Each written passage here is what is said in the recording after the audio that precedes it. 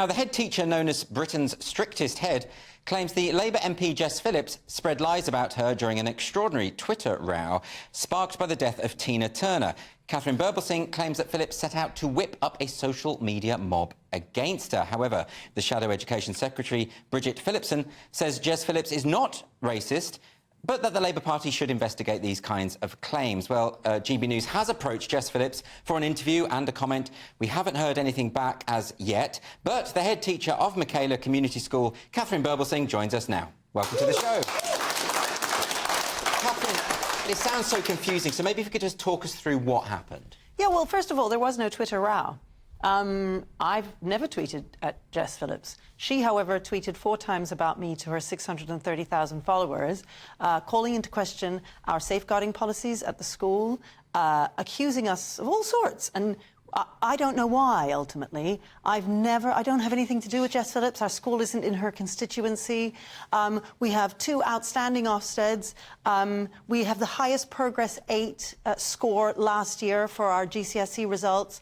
We're doing an amazing job with inner-city children, the kinds of children who she should want to enable social mobility for. Yes. So why would she do this? And what was interesting was that she kept quoting in her tweets things that I had said in a speech I gave at the National Conservatism Conference a week before. Right. And my suggestion is the reason why she was bullying me, because she was bullying me and everybody can see that.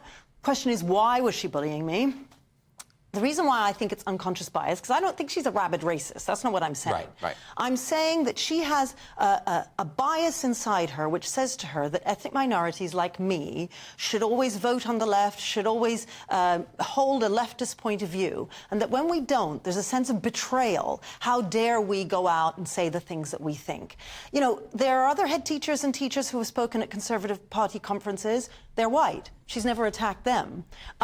She's never attacked anyone in this manner, any head teacher. It makes no sense. So she claimed all this started because of a misunderstanding about a Tina Turner tweet. She claims that you were supporting domestic violence. What actually happened there? So there was this GIF that a colleague sent me with lots of iconic pictures of Tina Turner. Yes. I tweeted it out saying good times at the top. And this was on Tina Turner's death. It was saying, exactly, you know, how sad it was that she died. Exactly. Yeah.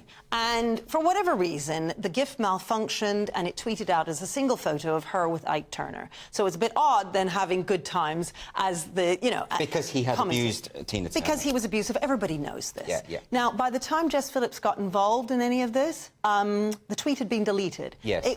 Clearly, I don't support domestic violence. The tweet had been deleted. Why then tweet 4 times to your 630,000 followers when I actually said to my followers, not to Jess Phillips, but just to my followers, of course I don't support domestic violence. Yes. She tweeted back to her followers with a meme with somebody saying, sure, in a sarcastic fashion. What I don't understand about this is lots of people, including followers of hers, had said, look, we've tried to post the same GIF. That's right. And what happens is it comes up with just that one image of a multitude, because the GIF flashed through lots of images of Tina. So she must know, and any person with half a brain must know, that firstly, you don't support domestic violence. Yes. But if you did, you wouldn't have posted it on the day of Tina Turner's death in this celebratory, psychopathic fashion. I mean, exactly. And, of course, the tweet had been deleted when she was commenting. Right. She never engaged. She has never engaged with a single thing that I think.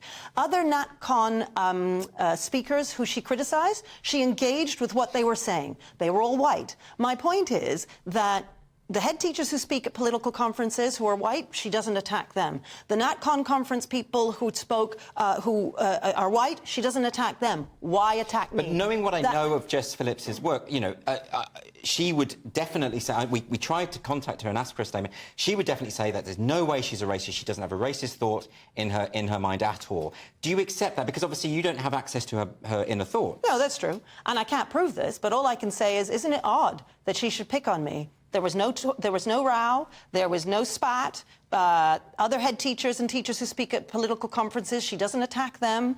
NatCon people who she's spoken about, she engages with their arguments. She's never engaged with a single argument I've said. To call into question the policies of safeguarding at our school and to undermine what we do, why would she do that? Why bully me in this way? And then, at the very least, it's obvious that she's a bully, but why? I'm saying why. Well, unconscious bias is very hard to prove. So I can't prove prove it. But I'm just saying, give me some other alternative explanation. And we should say that a lot of her followers have said, look, she's not at all a racist, you know, that this is...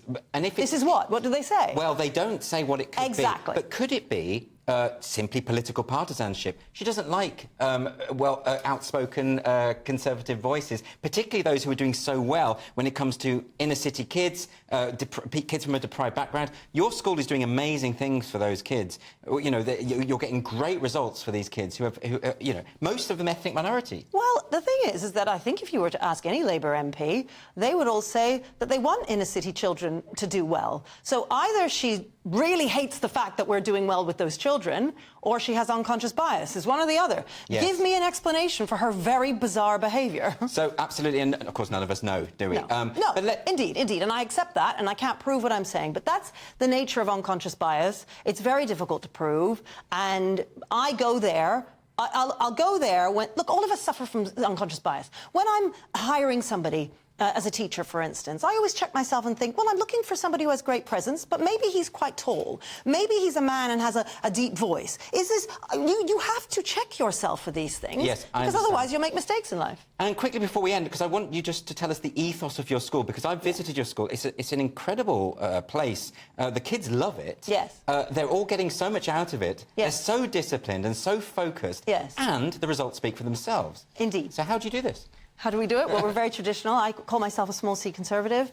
Belief in personal responsibility, a sense of duty towards others, an idea of self-sacrifice, a real sense of team where the children know that if they get a detention, it's not just on them, they're also letting the rest of their class down. We have traditional teaching methods. Teacher leads from the front. There's an adult in authority at the front of the room. The desks are in rows. The kind of classroom that you might have imagined from the 1950s, and we are very strict with them. And that strict discipline works for them. It helps them. I think too often people think strict must mean you're mean. I would always say that it means you love them. You love them enough to hold your standards really high for them so that they can do really well in life. Katharine Birbalsingh, thanks so much for joining us today.